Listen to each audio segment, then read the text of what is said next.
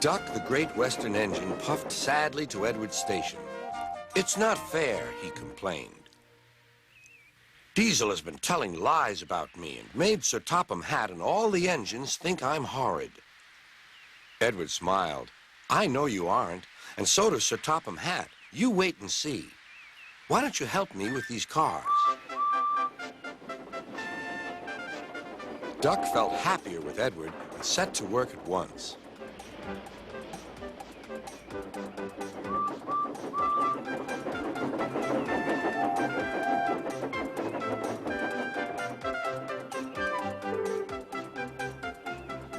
The cars were silly, heavy, and noisy. The two engines had to work hard, pushing and pulling all afternoon. At last, they reached the top of the hill. "Goodbye," whistled Duck, and rolled gently over the crossing to the other line. Duck loved coasting down the hill, running easily with the wind whistling past.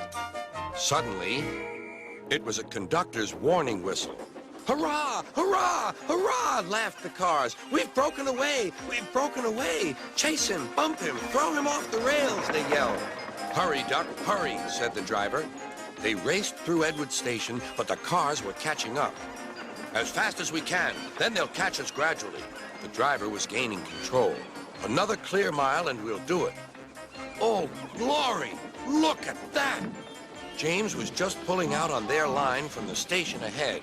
Any minute, there could be a crash. "It's up to you now, Duck," cried the driver.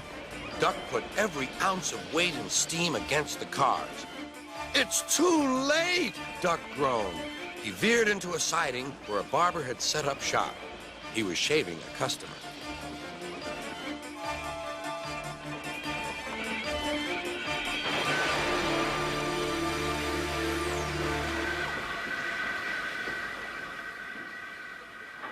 The silly cars had knocked their conductor off his van and left him far behind after he had whistled the warning.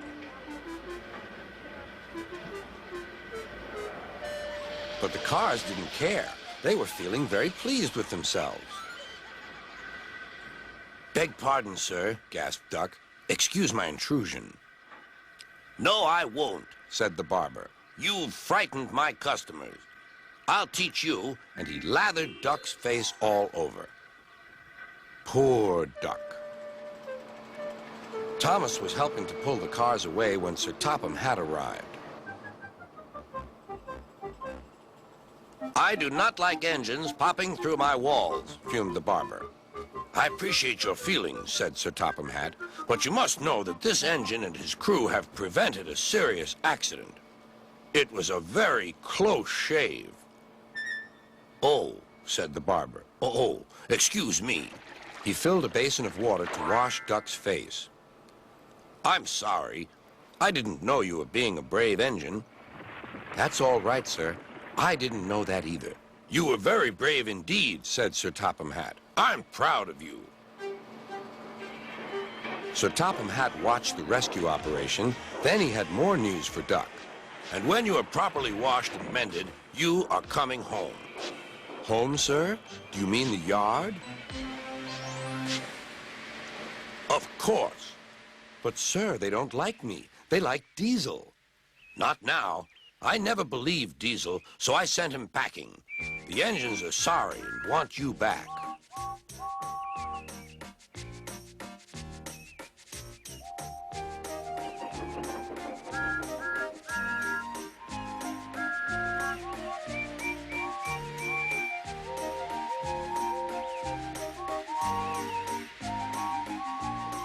A few days later, when he came home, there was a really rousing welcome for Duck, the Great Western Engine.